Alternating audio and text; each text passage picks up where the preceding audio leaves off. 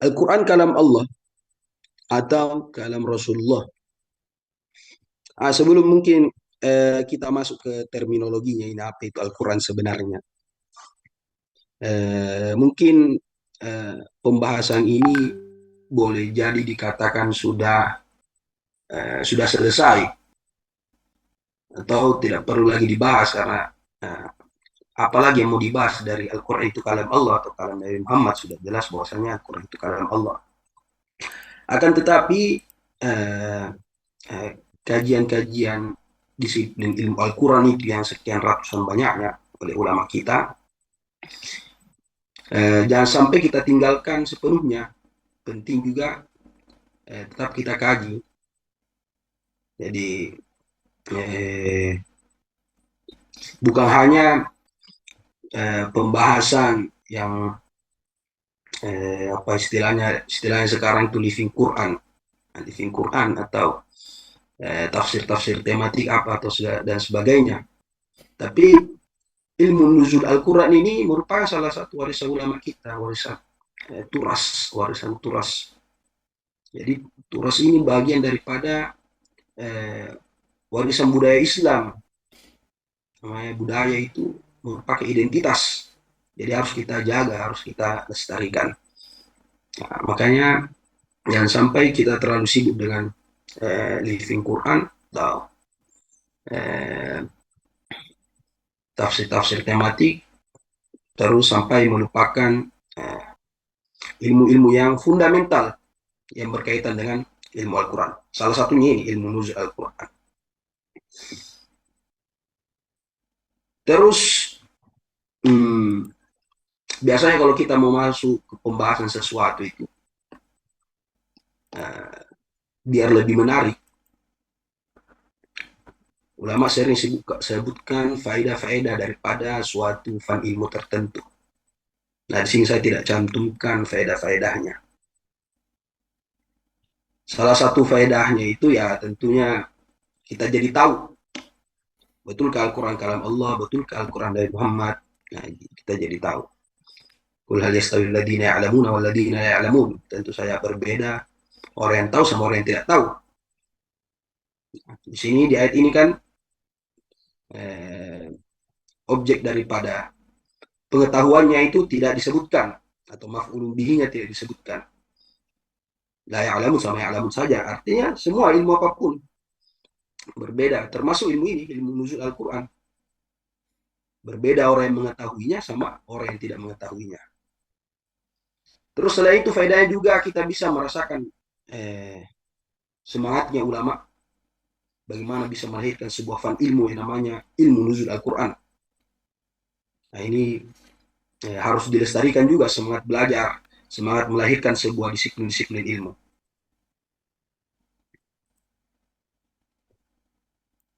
Dan juga faedah khususnya nanti eh, akan menjauhkan kita dari segala keraguan atau segala kecurigaan yang di, eh, disampaikan oleh orang-orang yang memiliki niat yang tidak baik untuk Islam seperti itu. Jadi penting sekali dengan faedahnya tadi itu yang salah satunya untuk menghindarkan dari rasa kecurigaan dan keraguan baik itu dari diri kita sendiri ataupun dari orang lain itu insya Allah dengan mempelajari atau mengkaji disiplin-disiplin ilmu Al-Quran yang fundamental itu akan terhindar dari pengaruh keraguan ataupun kecurigaan.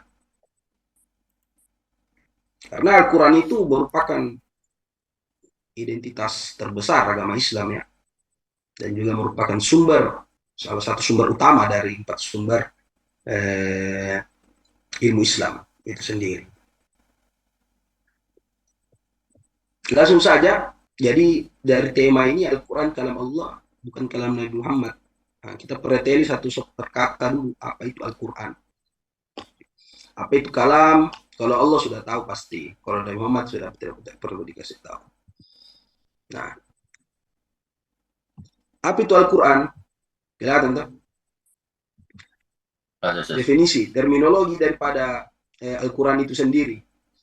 Ini definisi yang masyhur ya, yang kita eh, apa di kalau di anu teman-teman alumni ada sudah juga mahasiswa tuh, Sabbas. Ada. Rata-rata mahasiswa kan? Iya, ada mahasiswa, ada yang selesai juga, ada yang masih Nah, semester. jadi pasti sudah tidak asing lagi dengan terminologi Al-Quran ini. Dan mungkin di PPTG Zamzam diajar juga pasti ulumul Quran. Jadi Yes. kalamullah al-munazzal ala sayyidina Muhammad sallallahu alaihi wasallam al-mu'jiz walau bi suratin minhu al-manqul ilaina baina dafatay mushaf naqlan mutawatiran. Nah, ini merupakan terminologi daripada Al-Quran atau pengertian secara istilah. Nah, kalamullah, apa itu kalam Allah? Nah, kalam Allah, ya jelas ya, kalam yang disandarkan kepada Allah. Mana menunjukkan bahwasanya Al-Quran merupakan bagian daripada salah satu sifat wajib bagi Allah. Atau sifat Allah yang wajib, yaitu Al-Kalam. Nah, kita tahu ada sifat eh, sifat apa? Sifat ma'ani, ada sifat salbi sama sifat ma'nawi. Nah, al-kalam merupakan salah satu sifat wajib, sifat yang wajib juga kita imani. Sifat Allah yang wajib kita imani. Terus al-munazzal ala sayyidina Muhammad sallallahu alaihi wasallam yang turun kepada Nabi Muhammad sallallahu alaihi wasallam. Nah, frase ini al-munazzal ala sayyidina Muhammad akan mengeluarkan atau mengecualikan kalam Allah kepada selain Nabi Muhammad seperti Taurat, Zabur dan Injil. Ini kan semua tidak turun kepada Nabi Muhammad. Terus kata berikutnya al-mu'jiz sebagai mukjizat. Nah, Al-Quran itu sebagai mukjizat Nabi Muhammad SAW, yang mana kata mukjizat ini akan mengeluarkan hadis qudsi dan hadis Nabi. Jadi hadis qudsi dan hadis Nabi tidak dikategorikan mukjizat. Terus walau bisuratin minhu, mukjizat Al-Quran itu dimulai dari satu surahnya, ya, faktu bisuratin min mitli, ada ayatnya itu. Terus al-manqul ilaina, yang sampai kepada kita baina daffatai mushaf, berupa mushaf naqlan mutawatiran, yang sampai kepada kita secara mutawatir. Adapun pengertian yang lain juga ada yang tambahkan al-muta'abbad bitilawati. Nah, itu ada juga terminologi seperti itu.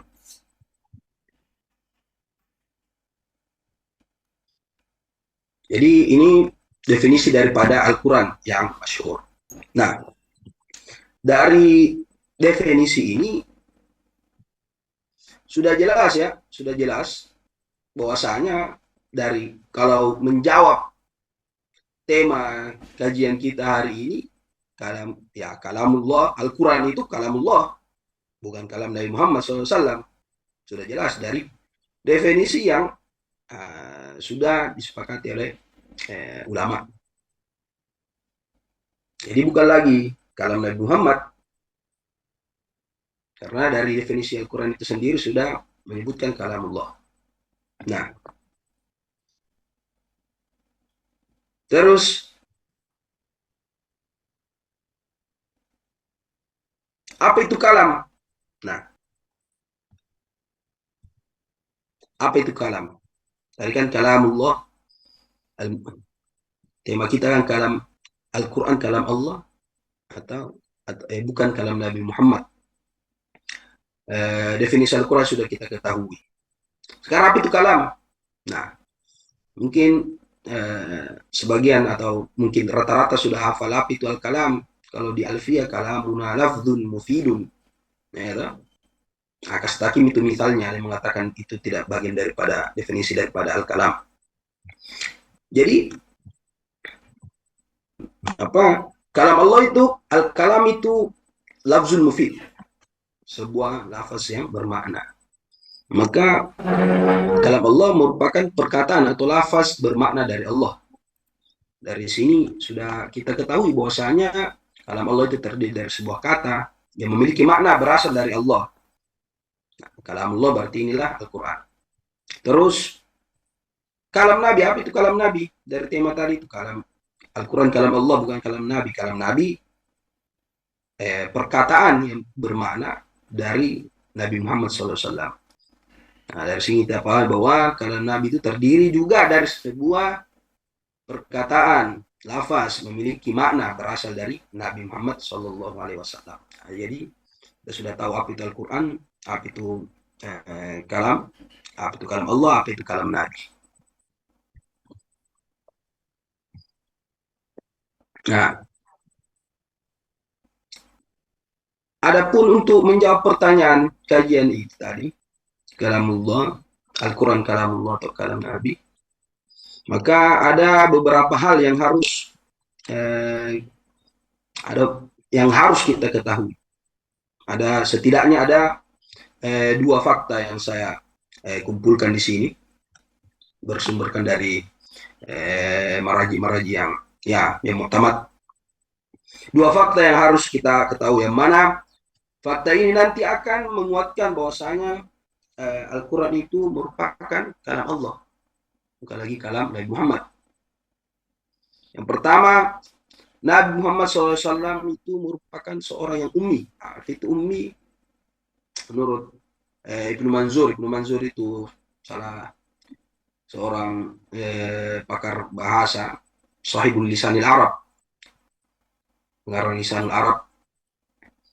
Beliau mengatakan bahwasanya ummi itu merupakan sebutan orang Arab terhadap orang yang tidak tahu menulis dan tidak tahu membaca. Nah, itu pengertian ummi yang dinisbatkan kepada Nabi Muhammad SAW sebagai seorang yang ummi.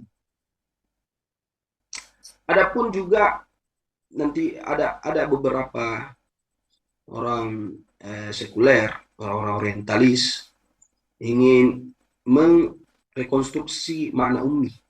Ada yang mengatakan ummi itu maknanya penyembah berhala, ada yang mengatakan tidak tahu menghitung. Itu di luar pembahasan kita. Yang utama ya lisanul Arab, karena memang kamus bahasa Arab, bukan dari orientalis, bukan dari orang Barat. Yang tahu bahasa Arab kan tentunya orang Arab sendiri. Nah, itu fakta yang pertama, bahwasanya Nabi Muhammad SAW merupakan seorang yang tidak tahu menulis dan tidak tahu membaca. Jadi bagaimana kalau dikatakan Al-Quran itu kalam Nabi Muhammad, bagaimana caranya seorang yang ummi bisa membuat atau menyusun untayan kalimat yang begitu indahnya berupa Al-Quran. Seorang yang ummi bagaimana cara yang susunan Al-Quran itu sampai membuat kagum orang-orang Arab. Terus bagaimana caranya seorang ummi, apakah masuk akal seorang ummi kalau dikatakan Al-Quran itu kalam Nabi Muhammad yang merupakan seorang ummi, apakah dia bisa bagaimana caranya dia dapat menyampaikan hal-hal yang ada tercantum di dalam kitab-kitab samawi sebelumnya, seperti kitab yang ada di kitab Taurat, kitab Injil, dan ini diakui sendiri oleh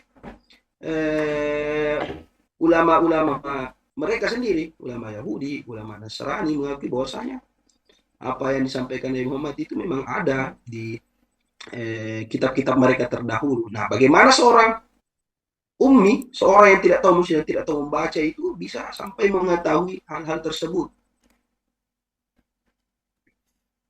dan menjadikannya sebuah kitab yang namanya Al-Quran.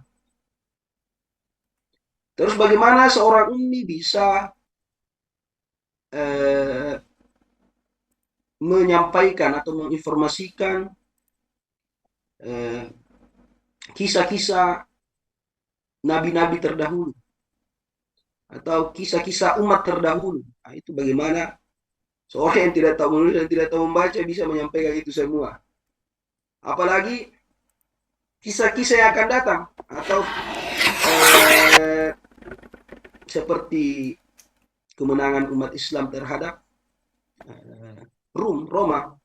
Itu bagaimana orang yang tidak tahu menulis dan tidak tahu membaca bisa mengkabarkan hal-hal yang seperti itu. Pun juga di dalam Al-Quran ada hal-hal yang berkaitan dengan sains, ilmu pengetahuan, yang mana nanti pembuktiannya setelah ratusan atau bahkan ribuan tahun baru bisa kita ketahui faktanya, seperti perkembangan janin dalam rahim. Nah, itu semua ada di dalam Al-Quran dan nanti bisa diketahui ketika sudah lengkap alat-alat yang bisa mengetahuinya. Nah, ini bagaimana seorang ummi bisa membuat Al-Quran yang sedemikian, yang isinya mencakup yang lampau, yang sekarang dan yang akan datang. Nah, itu kan, itu tidak masuk akal. Ini fakta pertama yang harus kita ketahui, bahwasanya Nabi Muhammad SAW seorang yang ummi, tidak tahu menulis dan tidak tahu membaca. Maka mustahil bisa sampai mengkabarkan maklumat-maklumat yang mengagumkan seperti itu. Terus fakta kedua yang harus kita ketahui itu, sebelum kita mengatakan Al-Quran itu kalam Allah atau kalam Muhammad, Al-Quran itu juga sebagai pedoman bagi Nabi Muhammad SAW, sebagaimana juga sebagai pedoman untuk seluruh umatnya. Karena Syekh Abdullah Daras sendiri, Syekh Abdullah Daras itu merupakan salah satu ulama terkenal dalam ilmu Al-Quran juga, memiliki kitab namanya An-Nabaul Azim. Bahwasanya Al-Quran itu seringkali berbeda dengan perbuatan Nabi dan justru menjadi pengarah terhadap seluruh tindakan Nabi yang masih kategori mubah. Kata beliau seperti itu. Gunanya agar Nabi terarahkan dari sesuatu yang baik kepada sesuatu yang lebih baik. Nah, jadi Al-Quran juga menjadi pedoman bagi Nabi Muhammad SAW. Jadi bagaimana caranya Al-Quran itu merupakan kalam Nabi, yang mana Al-Quran itu sendiri pedoman bagi Nabi Muhammad SAW. Jadi ini kan ada apa istilahnya? Ada daur nanti. Apa itu daur? Saya Abbas menjelaskan nanti itu Abbas. Nah, salah satu contohnya yang dikemukakan oleh Syekh Abdullah Darasi itu, yang mana menunjukkan Al-Quran itu ya bersifat objektif, tidak berpihak. Yang namanya kalau Al-Quran itu sebagai kalam Nabi, berarti sudah tidak objektif lagi, sudah mengikuti kemauan Nabi, padahal Nabi sendiri menjadikan Al-Quran sebagai pedoman.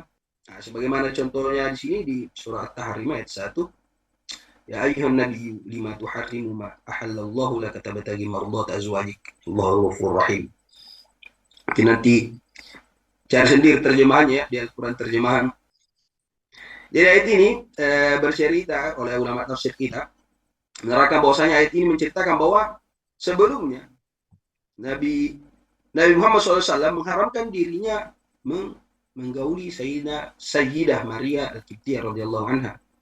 Kemudian setelah itu turunlah ayat ini, lima tuharrim ma ahallallahu laka, haramkan apa yang dihalalkan bagi Allah, apa yang dihalalkan oleh Allah Subhanahu wa taala. Ada juga yang mengatakan bahwasanya ayat ini bercerita tentang Nabi dulu itu mengharamkan madu sampai kemudian turun ayat ini.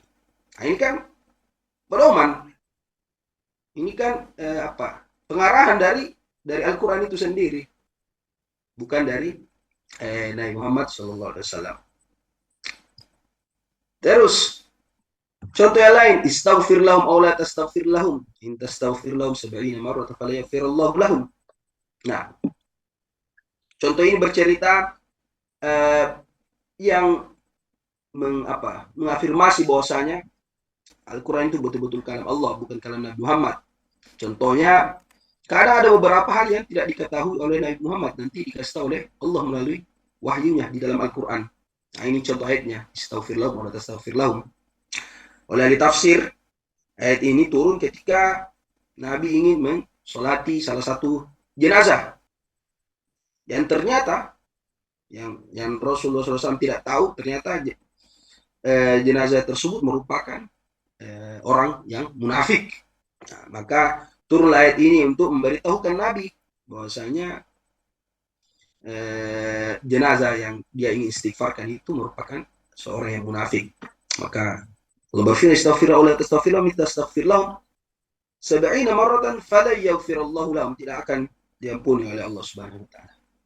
Nah, banyak contoh-contoh yang menunjukkan objektivitasnya Al-Quran itu, yang mana secara mau tidak mau menunjukkan bahwasanya Al-Quran ini bukan kalam Nabi Muhammad SAW. Justru menjadi pedoman bagi Nabi Muhammad SAW itu sendiri. Contoh kasus yang lain itu mungkin sebagian besar sudah tahu kisah hadis Al-Ifk, bagaimana Ummina Sayyidatuna Aisyah ummul mukminin ketika difitnah, ya. Kalaulah seandainya Al-Quran itu merupakan dari Nabi Muhammad SAW, sebagai suami yang baik seharusnya langsung ngegas begitu tuh. Siapa fitnah ini? Langsung ngegas, kalau langsung ngegas buat ayat untuk menegur orang-orang yang fitnah istrinya yang tercinta, Sayyidah Aisyah radhiyallahu anha. Akan tetapi karena betul-betul memang Nabi itu menjadikan wahyu atau Al-Quran itu sebagai pedoman bagi dirinya sendiri. Bahkan sampai istrinya yang dilanda fitnah, dia tidak ingin berbicara juga. Justru apa coba yang dikatakan oleh Nabi SAW dalam sebuah riwayat hadis? Sungguh aku tidak tahu apa-apa darinya kecuali hal yang baik, sambil menunggu arahan dari Al-Quran. Ini perkataan Nabi, kurang lebih begitu maknanya. Bahkan fitnah ini sudah sampai menjadi pembicaraan, sudah viral, sudah gosip kemana-mana pada waktu itu tentang Sayyidah Aisyah.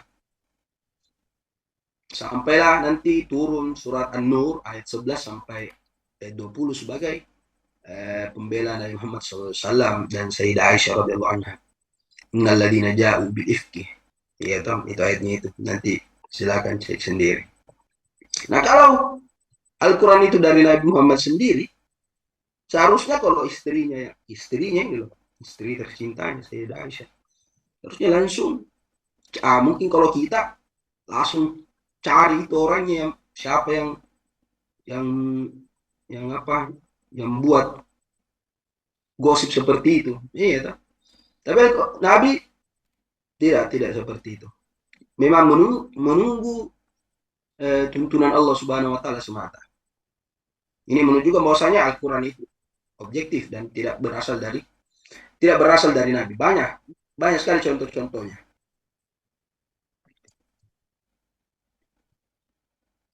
Ini hanya sebagian contoh yang menunjukkan bahwasanya Al-Quran itu bukan dari Nabi. Nah, kalau Al-Quran bukan kalam Allah, ini kan temanya kita ini, Al-Quran kalam Allah bukan kalam Rasulullah. Nah, ada juga beberapa tema mungkin nanti Al-Quran kalam Allah atau kalam Rasulullah. Nah, kalau Al-Quran bukan kalam Allah, maka kalam siapa? Nah, ini ada beberapa kemungkinan yang disinggung oleh ulama-ulama kita juga. Jadi bukan saya buat ini ya. Yang pertama, kemungkinan pertama itu bersumber dari makhluk lain sesama manusia. Nah, ini ada gambar di sini, gambar apa coba, manusia. Yang nomor satu itu.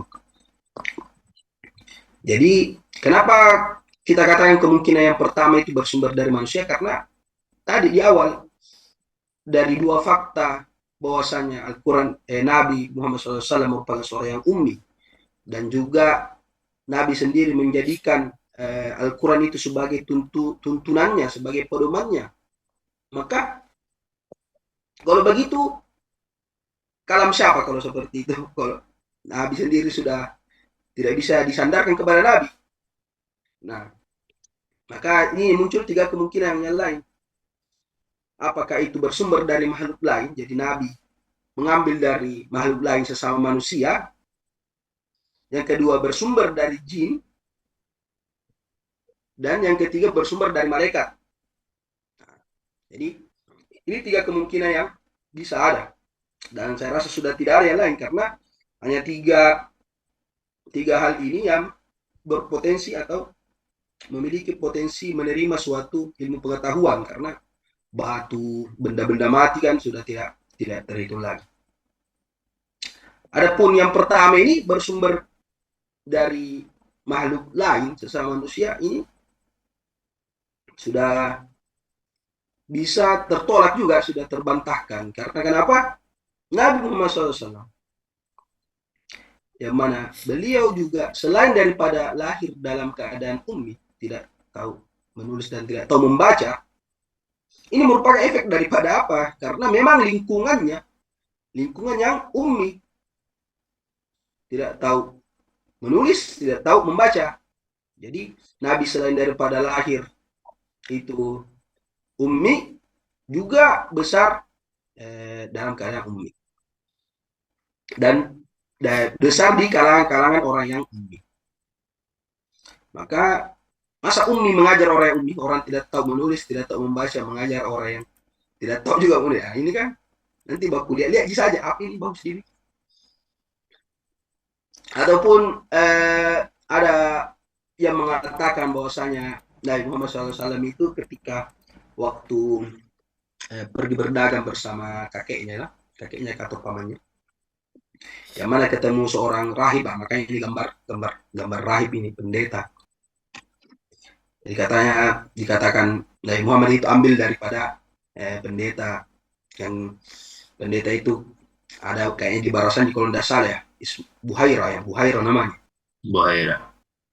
Nah, katanya Nabi Muhammad itu mengambil daripada Buhaira itu, Al-Quran itu diambil daripada dia pelajari dari dia. Kisah-kisah umat terdahulu diambil daripada dia. Nah, fakta sejarahnya justru akan bertolak belakang dengan anggapan hal tersebut. Karena mengapa? Karena Nabi ketika bertemu dengan rahib, yang pertama cuma sekali.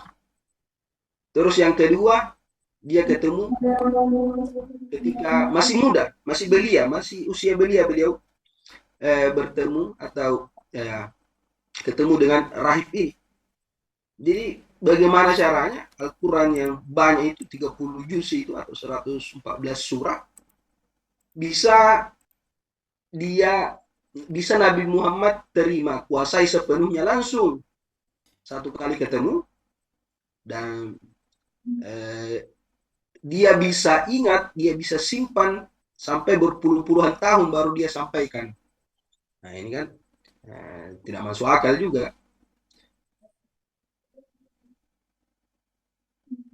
Jadi dalam 40 hari 30 juz saja susah. Apalagi ini satu kali ketemu, satu kali setoran. Jadi ya, tidak mungkin.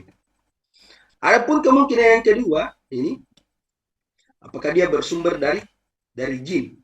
Nah, ini juga akan ada kontradiktif, akan kontradiktif sama apa yang ada di dalam Al-Quran.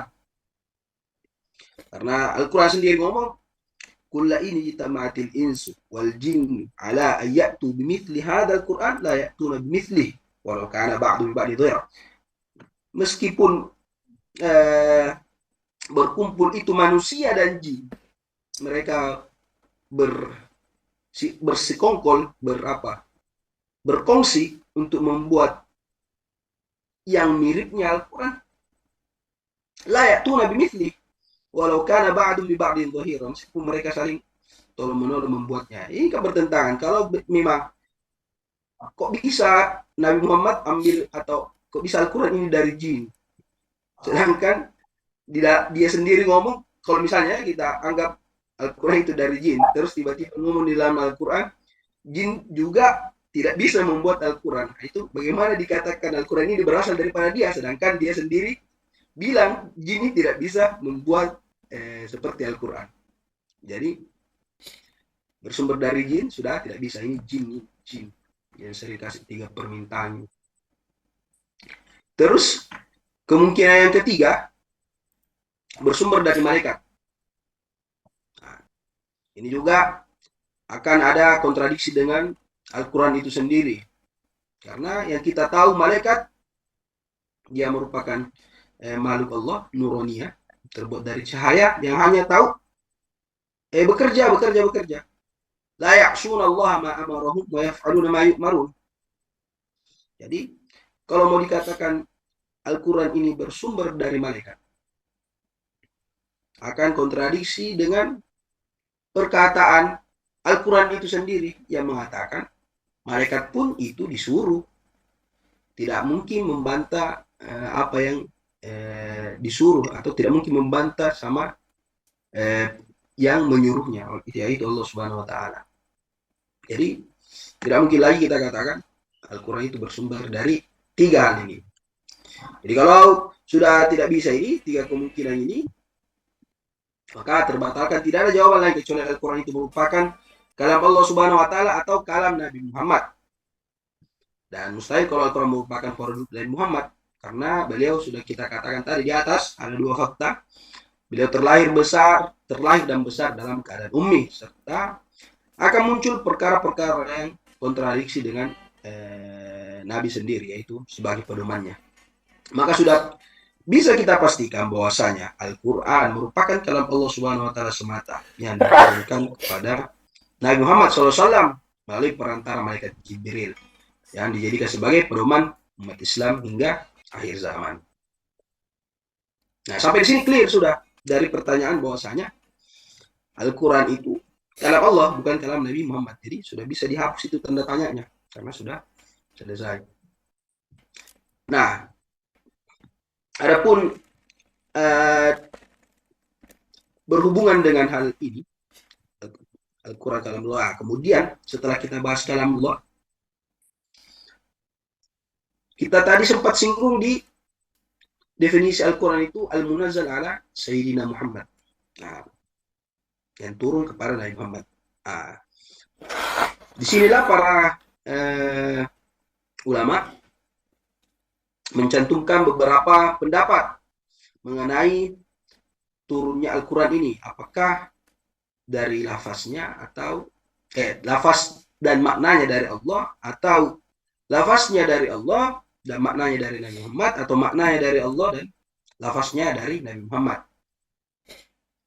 Nah, tema ini sempat viral lagi ya ketika diadakan diskusi internasional di salah satu universitas ternama lah di Jakarta beberapa waktu yang lalu. Ini mungkin sesahabat sudah nonton ini, yang mana saya maksud ini. Jadi Al-Quran lafaz dan maknanya itu dari Allah Subhanahu wa taala. Kenapa? Karena memang ini pembahasan ini bagian daripada ilmu nuzul Al-Quran. Pembahasan tentang turunnya Al-Quran, apakah lafaz dan maknanya, atau lafaznya saja, atau maknanya saja, lalu Nabi Muhammad yang membahas Arabkannya. Nah, bagaimana?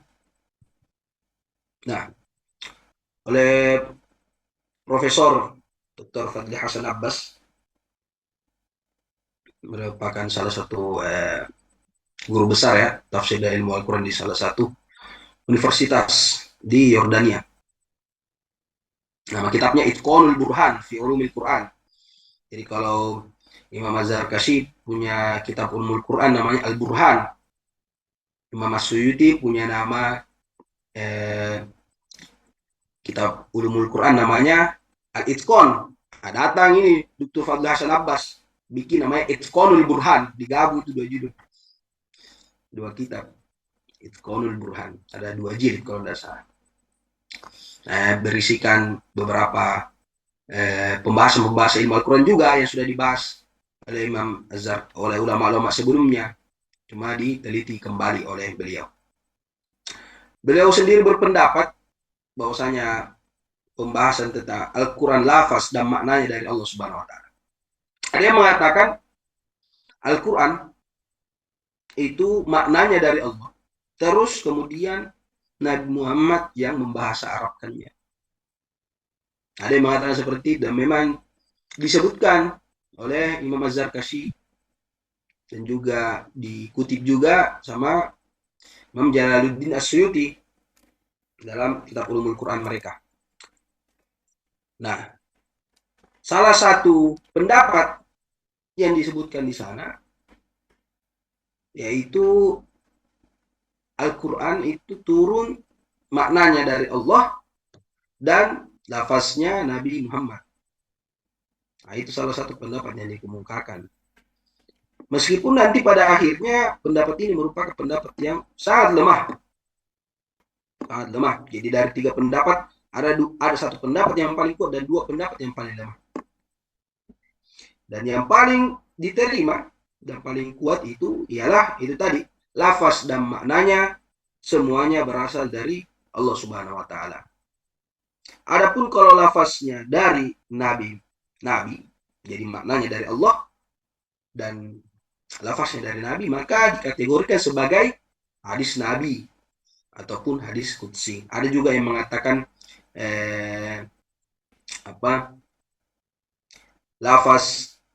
lafaznya atau lafaznya itu, kalau lafaznya dari nabi, maknanya dari Allah, itu namanya hadis nabi dan atau hadis qudsi.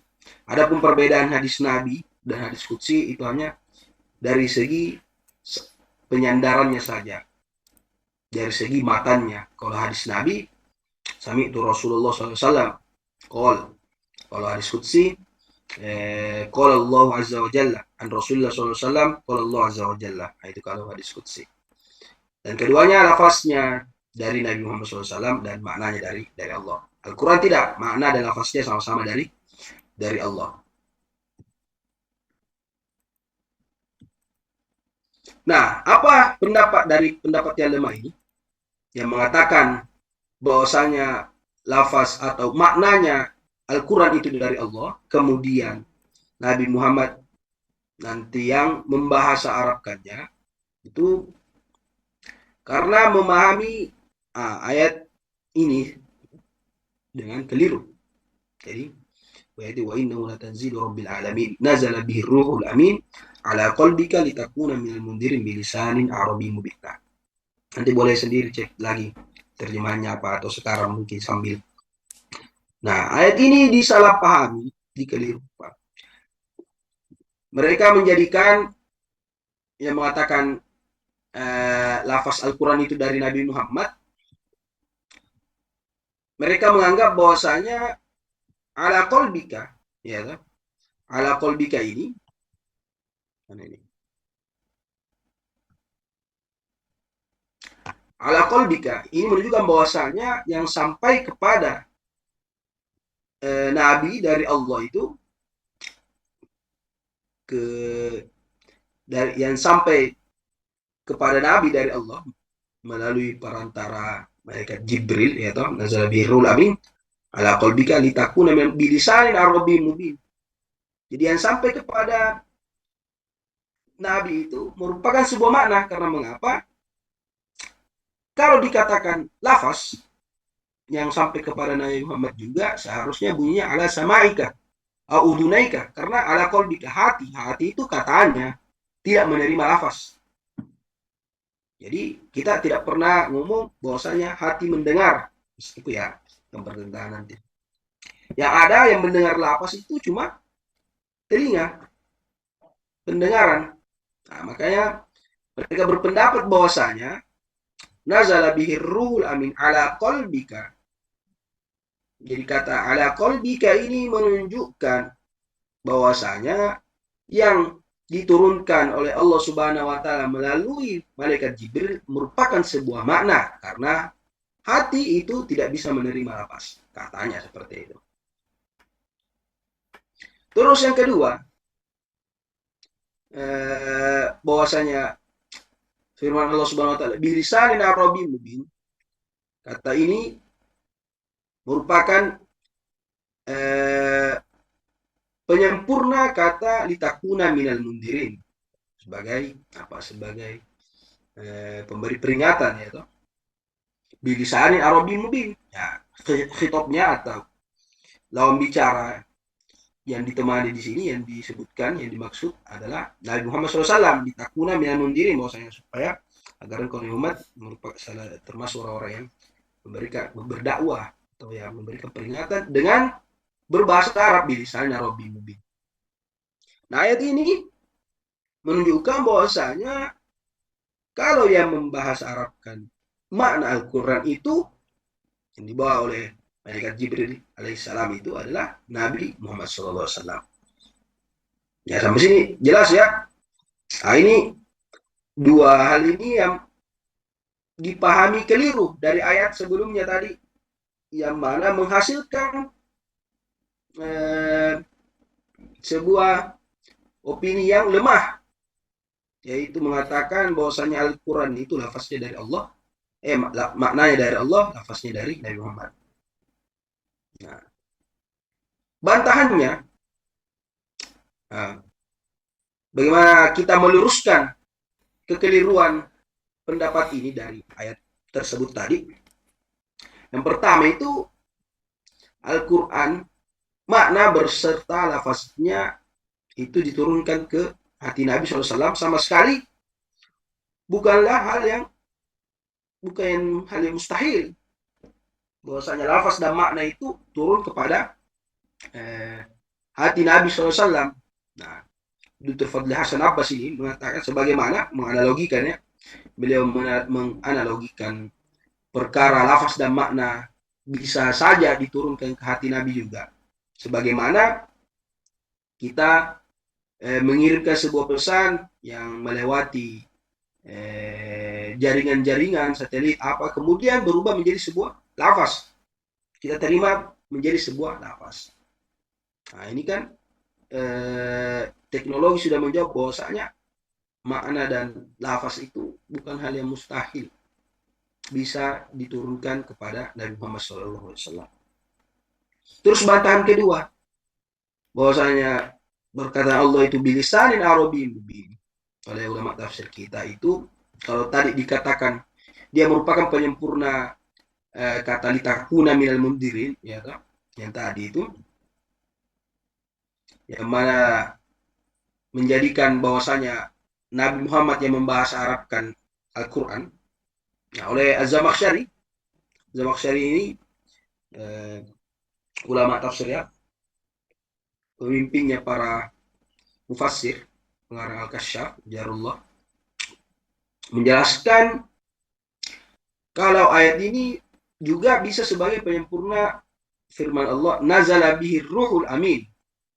Jadi sebenarnya maknanya di situ, wa innahu latanzilu rabbil alamin nazala bihir ruhul amin bilisanin arabiyyin mubin. Jadi bilisanin arabiyyin mubin merupakan penyempurna kata daripada nazala bihi ruhul amin. Jadi maknanya Al-Quran telah turun bersama malaikat Jibril dengan berbahasa Arab. Jadi oleh Zamakhsyari diartikan seperti itu, dipahami seperti itu, bahwasanya bilisanin arabiyyin mubin ini maksudnya apa yang diturunkan oleh Allah Subhanahu wa taala melalui malaikat Jibril itu sudah dengan berbahasa Arab. Kemudian lanjut, ala qalbika litakuna minal mundirin, agar kamu Nabi Muhammad SAW bisa memperingatkan umatmu. Nah, ini satu pendapat. Adapun ketika yang mengatakan bilisanin arabiyyin mubin ini merupakan penyempurna kata sebelumnya itu litakuna minal mundirin, juga tidak menunjukkan kalau Nabi yang membahasa Arabkan Al-Quran itu sendiri. Tidak menunjukkan sama sekali. Karena apa? Nah, kata Dr. Fadli Hasan Abbas itu karena bukan hanya Nabi Muhammad yang berbahasa Arab di antara para Nabi. Banyak. Seperti Sayyidina Hud alaihissalam. Seperti Sayyidina Saleh alaihissalam. Nabi Syuaib alaihissalam dan Nabi Ismail alaihissalam. Ini semua berbahasa Arab. Jadi tidak menunjukkan bahwasanya Nabi Muhammad yang membahasa Arabkan Al-Quran. Nah, ini bantahan daripada atau meluruskan pemahaman-pemahaman keliru terhadap ayat yang tadi. Nah, dari kesalahpahaman tadi itu, pendapat yang mengatakan Al-Quran itu lafaznya dari Allah dan lafaznya dari Nabi Muhammad dan maknanya dari Allah, ini akan berefek fatal ya, berbahaya. Karena akan mencederai kesucian Al-Quran. Antara lain itu, ini tadi saya tulis ini, menafikan kemukjizatan Al-Quran, yang mana Al-Quran itu merupakan sebuah validasi kenabian Nabi Muhammad SAW. Jadi, Al-Quran itu merupakan bukti bahwasanya Muhammad itu seorang nabi yang diutus oleh Allah Subhanahu wa taala. Karena mengapa? Ketika dikatakan Al-Quran itu lafaznya dari Nabi Muhammad, maka secara tidak langsung kita katakan, kita anggap bahwasanya mukjizat itu berasal dari Nabi Muhammad, sedangkan mukjizat yang kita ketahui itu merupakan berasal dari Allah Subhanahu wa taala.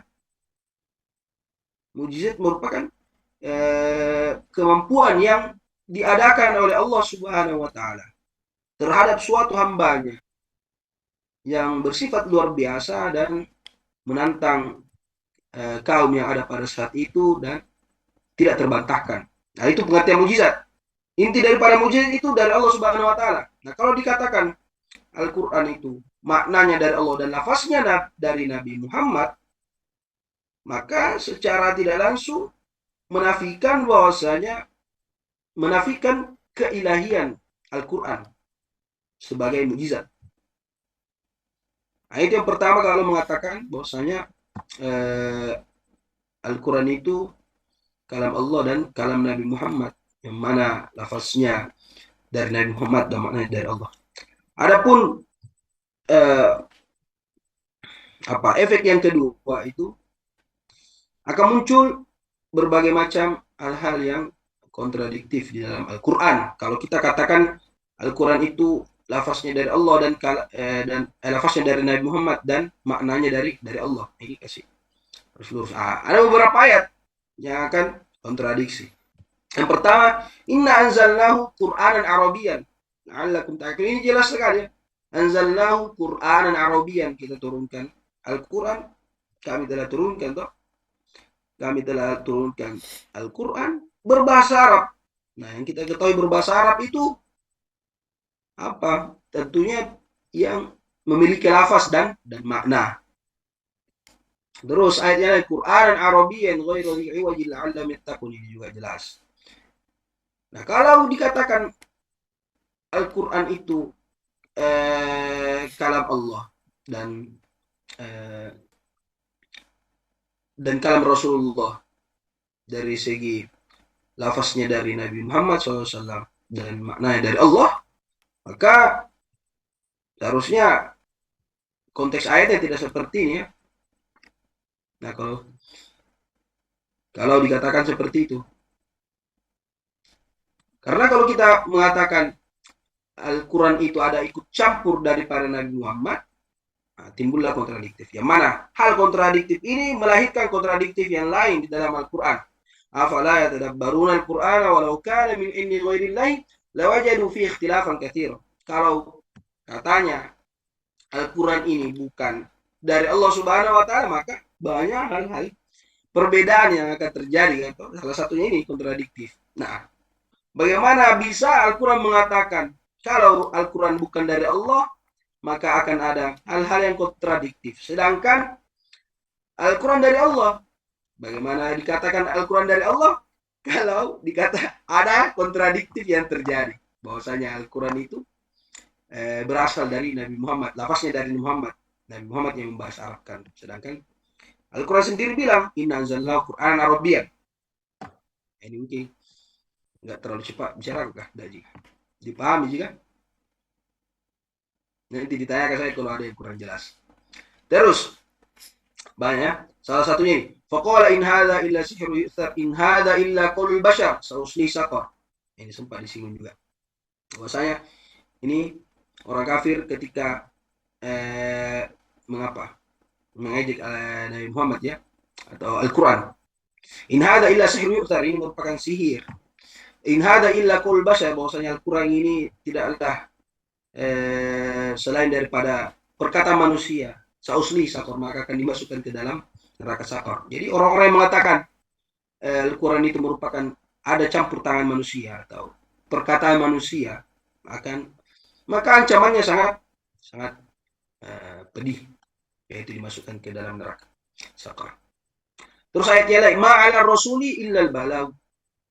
Rasul itu cuma diutus sebagai penyampai saja. Jadi bukan sebagai yang membuat atau yang membahasa Arabkan makna tersebut, tapi sebagai penyampai. Yang namanya penyampai menyampaikan apa yang disampaikan, tidak ada yang dirubah-rubah, tidak ada yang ditambah, tidak ada juga yang dikurang.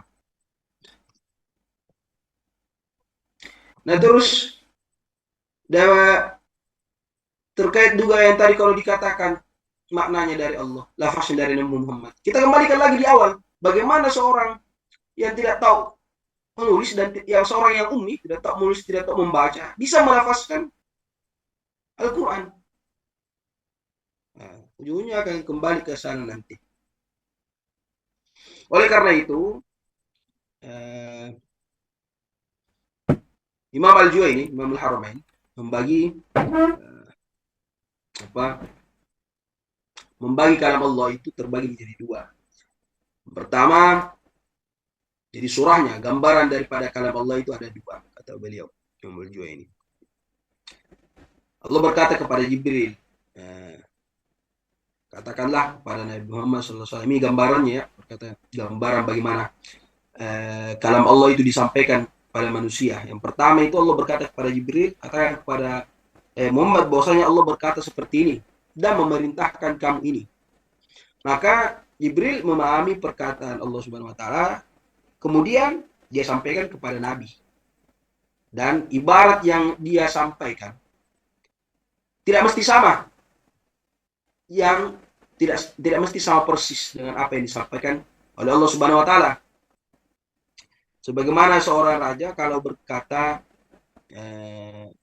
wahai fulan, berkata ya, katakan kepada fulan misalnya toh, kepada di sini seseorang, bahwa raja berkata berusaha dengan keras untuk melayaniku. Nggak lewat waktunya ini, Sas.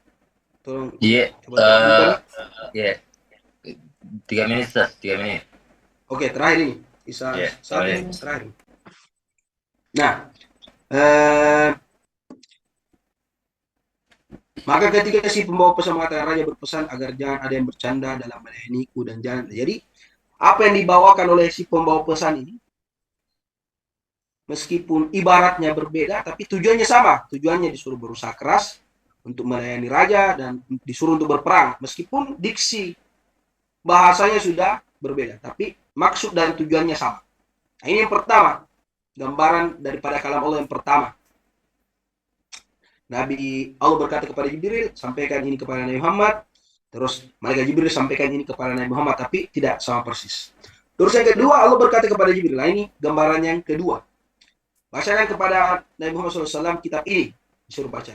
Maka Jibril turun kepada Nabi Muhammad tanpa merubah diksi apapun. Sebagaimana raja menulis sebuah pesan, bahwasanya Kalau dia menulis sebuah pesan terus disampaikan atau dikasih kepada orang yang dia percaya, maka seorang yang dipercaya ini tidak akan merubah diksi, apalagi kalau pesan ini merupakan pesan yang sangat penting, ya, sangat agung, seperti Al-Quran. Maka seorang yang dipercaya tidak akan berani merubah-rubah apapun yang ada di dalam surat tersebut sampai kepada orang yang dimaksud, yang mau dikirimkan. Nah, yang pertama tadi itu, yang kedua inilah Al-Quran yang tidak ada sama sekali perubahan diksi, baik itu dari malaikat Jibril ataupun dari Nabi Muhammad SAW. Sedangkan yang pertama ada perubahan diksi yang mana memang maknanya dari Allah, lafaznya dari Nabi Muhammad. Nah, itu yang dimaksud dengan hadis Nabi atau hadis qudsi. Nah, terakhir, pembahasannya seperti ini memang sudah lama. Kalam Al-Quran itu kalam Allah atau kalam Nabi Muhammad. Nah, kalau pembahasannya itu atau kalam Nabi Muhammad, nah ini sudah mulai dari pertama kali turun wahyu, nah, sudah ada pertanyaan ini. Adapun perkataan tentang Al-Quran itu kalam Allah dan kalam Rasulullah, nah nanti setelah itu baru ada lagi seperti itu. Jadi seolah-olah apa? Seolah-olah sudah menjadi ritual turun menurun begitu dari orang-orang musyrik pada saat itu sampai sekarang masih banyak yang meragukan kesucian, keilahian, kerobbaniannya Al-Quran. Kayak Allah SWT at-tawasau bih bal hum qaumun taghun. Seolah mereka saling menasihati, saling WhatsApp, apalagi di situ bagus dibahas di sana. Ya Allah alam bisawab. Sallallahu alaihi wasallam Muhammad wa ala alihi wasallam. Saya kembali kepada moderator. Fadhil. Ya, alhamdulillah. Ya, materi yang sangat luar biasa ya dari narasumber kita.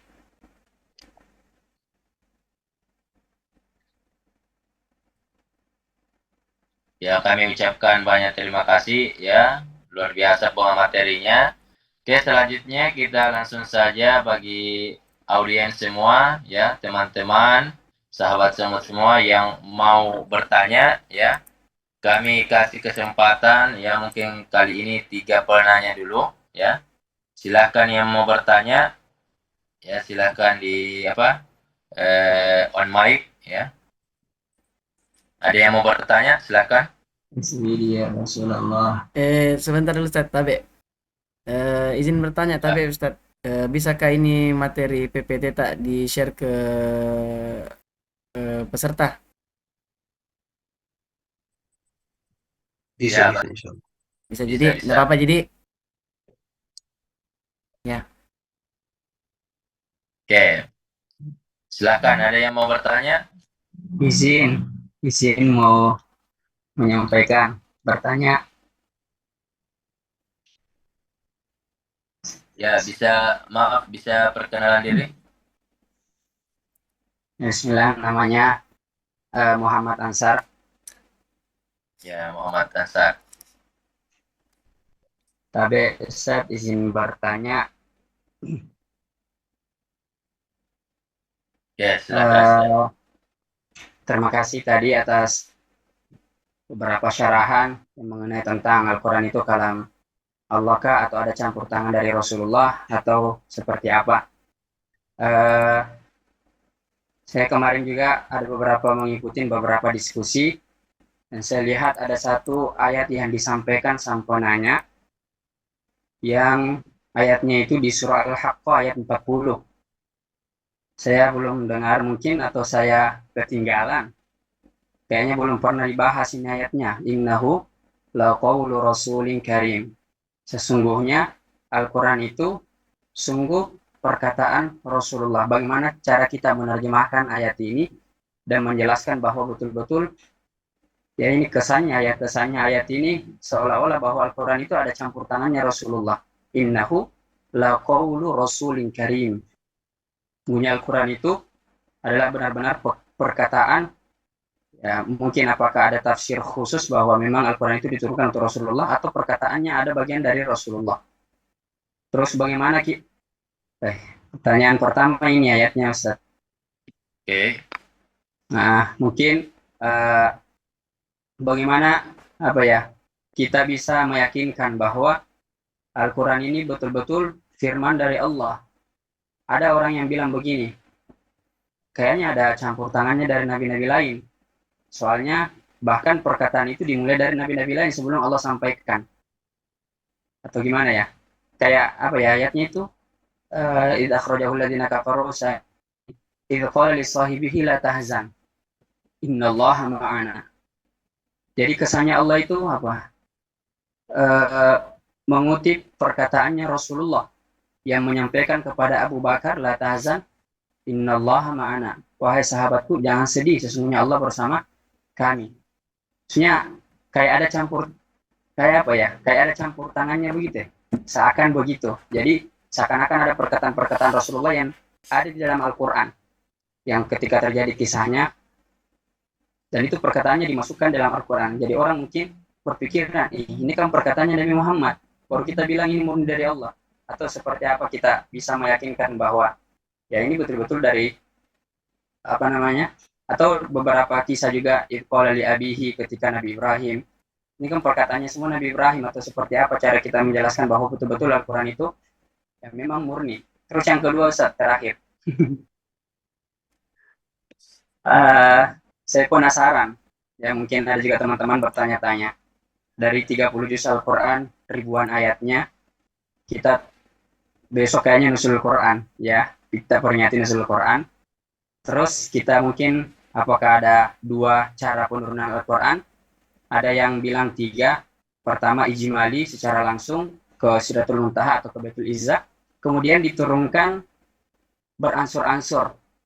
Tadarruj ke setiap ada kejadian. Maksudnya, kenapa di dalam ayat Al-Quran tidak semuanya ada asbabun nuzulnya? Padahal ketika sampai di Baitul apa itu di Baitul Izzah atau di Sidratul Muntaha itu Al-Quran secara kamil, ijmal dan diturunkan ketika ada kejadian. Terus kenapa ada ayat yang turun tidak ada asbabun nuzulnya? Kan asbabun nuzul apa ya? Ketika ada kejadian yang terjadi, kayak tadi disebutkan sama kejadian Ifki, itu ayatnya turun 1 bulan sebelum 1 bulan setelah kejadian. Jadi ayatnya turun karena ada kejadian. Atau wayasalunaka anir ruh, ada orang Yahudi bertanya tentang roh, itu mubasyarah secara langsung Allah turunkan. Tapi kenapa yang di ayat-ayat lain itu kenapa tidak ada sebabun nuzulnya, Ustaz? Terima kasih. Oke, terima kasih kepada saudara Ansar ya atas pertanyaannya. Mungkin kita kumpulkan terlebih dahulu ya pertanyaan-pertanyaan. Ya silakan penanya kedua, ada yang mau bertanya silakan. Ada?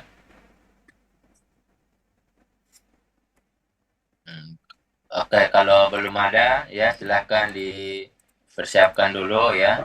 Nanti ya. Oke, kita langsung saja jawab dulu ya.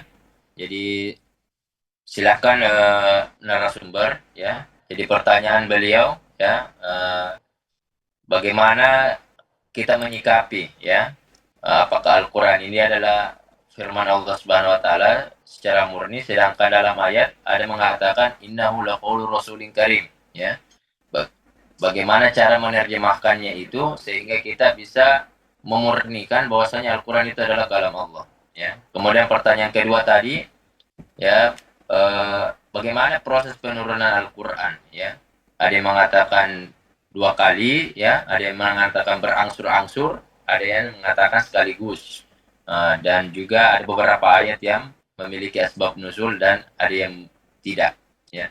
Silakan bagi pemateri untuk waktu dan tempat silakan.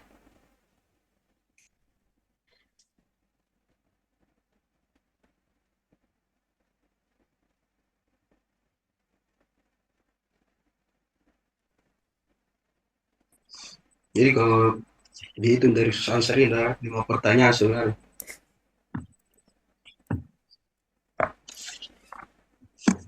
Yang pertama masalah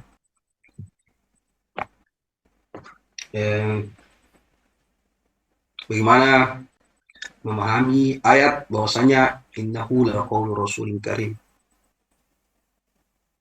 Bahwasanya Al-Quran itu perkataan Nabi Muhammad SAW. Ada yang mengatakan malaikat Jibril. Jadi oleh ulama tafsir kita, jadi ini kan secara sekilas tidak sesuai dengan apa yang telah kita kaji bahwasanya Al-Quran itu kalam Allah, bukan kalam Rasulullah. Kok bisa? Yang pertama harus kita ingat baik-baik, itu harus kita garis bawahi bahwasanya di dalam Al-Quran itu sama sekali tidak ada yang saling bertentangan. Sama sekali. Itu yang harus kita pegang. Karena itu tadi ayatnya, walau kana min indi ghairillah law jadi fi ikhtilafan katsir. Itu salah satu ayatnya. Pun kalau ada secara sekilas atau yang nampaknya dilihat itu merupakan atau ada perbedaan atau ada saling bertolak belakang dengan ayat satu sama lain, maka pasti kita merujuk ke penafsiran ulama-ulama kita sampai bisa menemukan solusinya. Nah, memang dalam salah satu disiplin ilmu Al-Quran juga ada namanya muhimut ta'arud fil Quran. Ada nama ilmu dalam ilmu Al-Quran juga, termasuk ilmu nuzul Al-Quran, ada namanya ilmu muhimut ta'arud, yang disangka kontradiksi di dalam Al-Quran. Mungkin nanti dicek beberapa ayat yang dalam Al-Quran yang dianggap sekilas kontradiksi. Nah, ini salah satu ayat. Innahu laqaulu rasulin karim. Nah, oleh ulama tafsir bahwasanya maksud daripada laqaulu rasulin karim di sini adalah bermakna menyampaikan ablaga.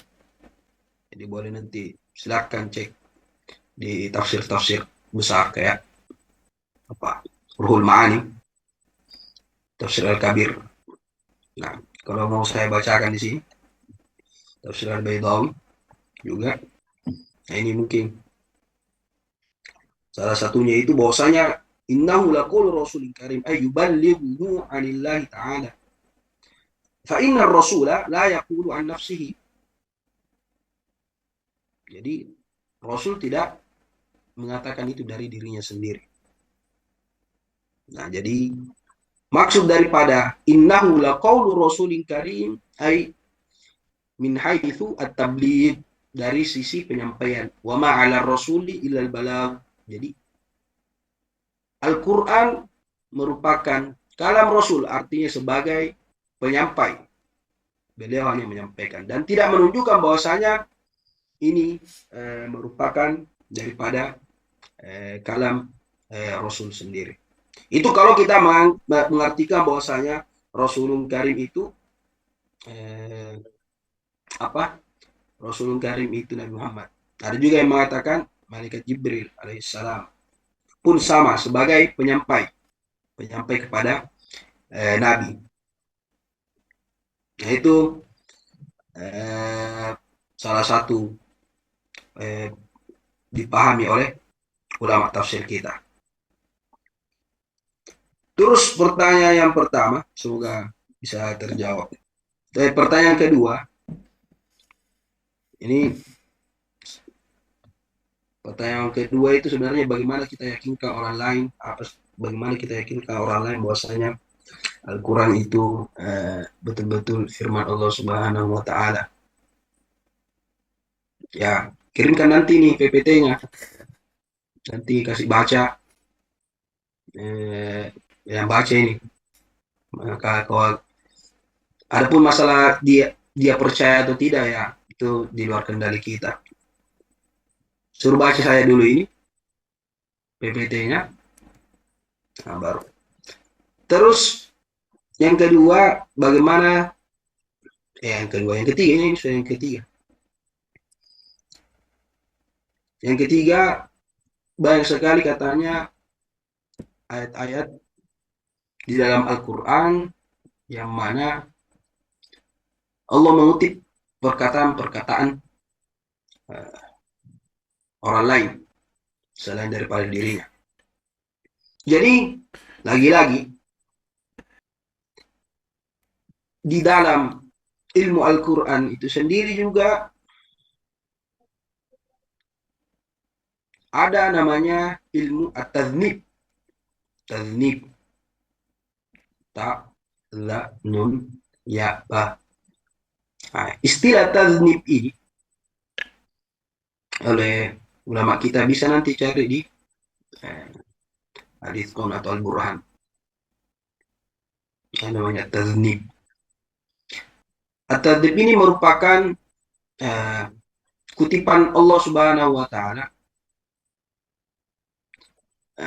atau ayat-ayat yang ada di dalam Al-Quran. Jadi at-tadhnib itu ayat-ayat yang ada di dalam Al-Quran yang berisikan kutipan-kutipan perkataan selain daripada Allah.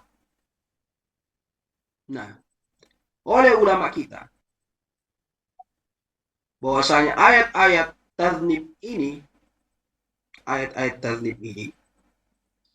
itu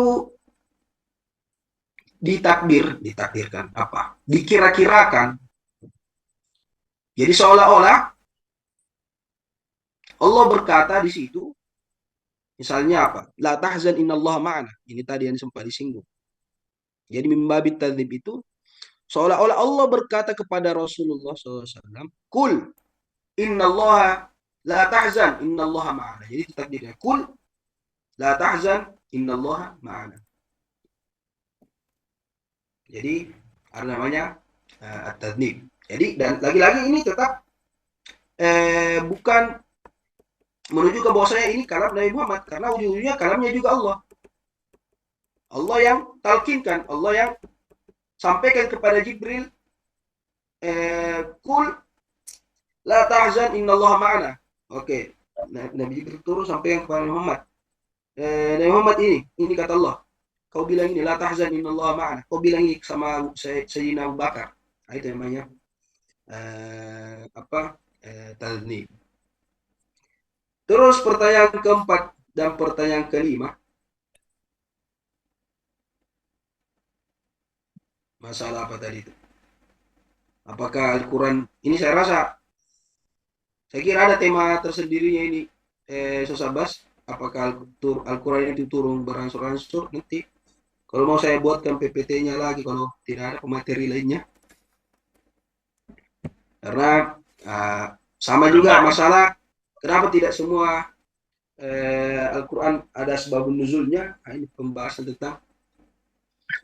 baru lagi ya. Jadi panjang lagi pembahasannya, kita harus tarik dulu supaya betul-betul kita pahami secara menyeluruh, tidak setengah-setengah. Jadi mungkin selesai nanti mungkin bisa disimpan pertanyaannya ini untuk tema yang akan datang, biar tidak setengah-setengah. Masa Al-Quran itu beransur-ansur, munajjaman atau jumlatan wahidah, itu juga ada ilmu Al-Qurannya tersendiri. Saya rasa mungkin itu dulu, jadi yang bisa saya tuntas itu dulu, yang berkaitan dengan tema kita dulu hari ini. Terima kasih. Selamat. Oke, terima kasih. Terima kasih kepada pemateri. Bagaimana Ustaz Ansar? Ada yang mau ditanggapi? Ya, alhamdulillah, jazakallah khair. Terima kasih pada pematerinya. Saya cuma mau berterima kasih. Jazakumullah khair, Ustaz. Barakallahu fiik. Ya. Masih bisa bertanya? Ya, ya kita masih punya. Oke, kita kasih satu pertanyaan ya. Persilahkan untuk satu pertanyaan. Oke, Silakan yang mau bertanya. Sebenarnya lanjutannya tadi, tapi tidak apa-apa. Ya, perkenalkan tadi perkenalkan atas nama siapa? Baik, bismillahirrahmanirrahim. Assalamualaikum warahmatullahi wabarakatuh. Waalaikumsalam. Perkenalkan, nama saya Rian. Selamat Bantaing. Oh, Riang, orang Bantai. Baik, melanjutkan pertanyaannya sesaat sebenarnya. Sebenarnya ada beberapa yang sudah terjawab menurut saya amati bahwa iya, tapi kalau misalnya perkataannya Nabi Muhammad kita sudah jelaskan tadi, lantas bagaimana dengan perkataannya nabi-nabi yang lain? Misalnya wa idh qala Ibrahim rabbi arini, atau misalnya perkataannya Nabi Musa, nabi yang lain lah yang ada di dalam Al-Qur'an. Nah, tentunya apakah juga sama dengan yang dikatakan beliau tadi bahwa ada malaikat Jibril yang datang Nabi Ibrahim kan, Nabi Musa atau nabi-nabi yang lain. Begitu, Sos. Itu mungkin pertanyaanku.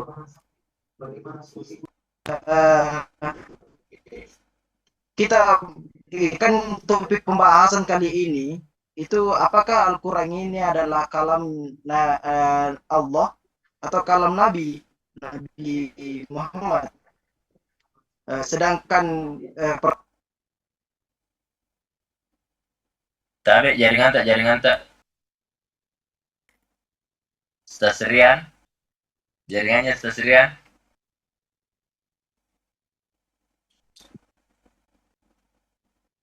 Halo? Gimana jaringannya? Oh, putus-putus ya, putus-putus.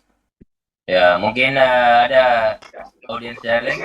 Mana sudah bagus jaringannya? Halo, Assalamualaikum. Gimana? Sudah bagus? Oke. Ya. Gimana tadi? Sudah bagus? Lanjutkan. Seperti tadi yang dikatakan Ustaz Ansar bilang di dalam Al-Quran itu banyak yang kayak misalnya bukan perkataannya Tuhan, bukan perkataannya Allah, banyak perkataan Nabi seperti Nabi Muhammad, Nabi Ibrahim, Nabi Musa, dan bahkan nabi yang lain. Nah, pertanyaannya kan Kayaknya sudah tertangkap kayaknya pertanyaannya, coba. Ya, sudah oke, dipahami. Ya, Nabi Muhammad bahwa ada malaikat Jibril Kalam terputus. Ya, oke.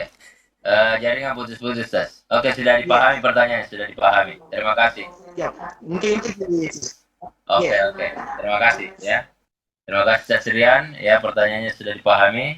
Ya, silakan ditanggapi pemateri ya.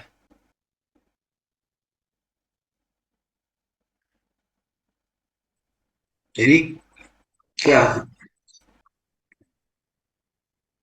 sudah jelas sih, saya suara udah putus-putus ya. Ya. Jelas, Tas.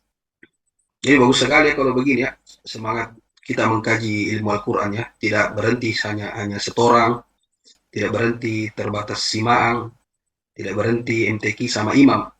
Betul. Jadi saya rasa hal-hal yang seperti ini harus ditularkan ke pondok-pondok tapis yang lain. Bagus sekali ini ya. Kita kembali ke pertanyaan tadi ya. Minta maaf Ustaz Ansar, saya lupa, saya tadi cuma patokannya ke satu ayat tadi, la tahzanallahu ma'ana. Nah, adapun perkataan nabi-nabi yang lain seperti misalnya wa idh qala Ibrahim li abihi azar atattakhidhu asnaman alihah. Nah, ini bisa jadi satu PPT lagi nih. Jadi dalam disiplin ilmu Al-Quran ada lagi namanya ilmu kisah-kisah di dalam Al-Quran. Ilmu kisah-kisah di dalam Al-Quran. Juga ada ilmu hiwar di dalam Al-Quran. Percakapan di dalam Al-Quran. Yang mana percakapan atau ucapan-ucapan para nabi-nabi terdahulu itu Allah sampaikan tetap sama sama modelnya yang disampaikan oleh Imam Al-Juwayni itu. Allah sampaikan kepada malaikat Jibril, sampaikan kepada malaikat Jibril, sampaikan kepada Muhammad kisah Nabi Ibrahim, bahwa saya Nabi Ibrahim berkata seperti ini dan seterusnya. Sama. Nah, buktinya apa bahwasanya ini bukan perkataan nabi-nabi sebelumnya? Apakah Nabi Ibrahim sendiri tidak berbahasa Arab? Nabi Yusuf, qala Yusuf li abihi ya abati inni ra'aitu ahada asyara kawkaban wasyamsa wal qamara ra'aitum li sajidin. Nah, itu sedangkan Al-Qur'an sendiri Qur'anan Arabiyyan ghairu dhi iwajin la'allahum yattaqun. Nah, jadi itu tadi. Jadi mimbabil hikayah, Allah menceritakan, mengisahkan kisah-kisah berserta dengan hiwar-hiwarnya, percakapannya. Jadi tidak dikatakan bahwasanya ini perkataan oleh para nabi, karena Al-Quran diturunkan berbahasa Arab, sedangkan bahasa Arab sendiri itu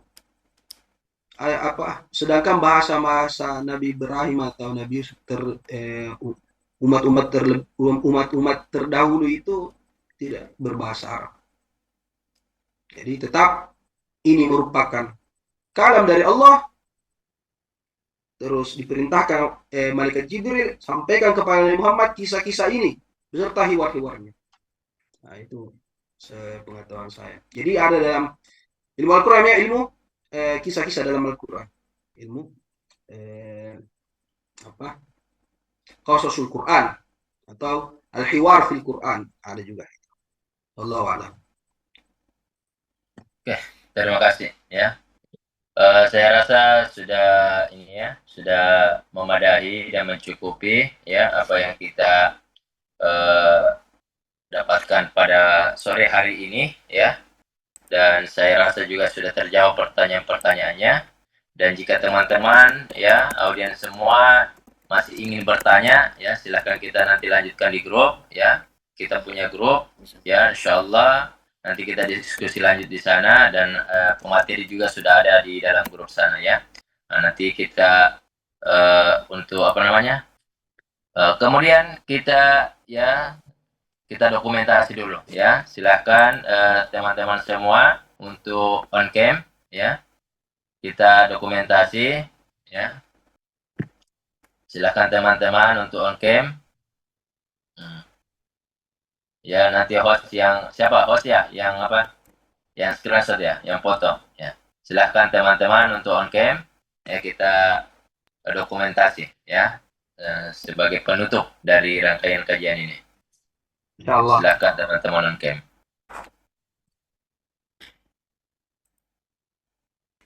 Ya, silakan di on cam kan. Ya. Diam sekitar 3 detik nih. Supaya tidak patah-patah banget. Bentar deh.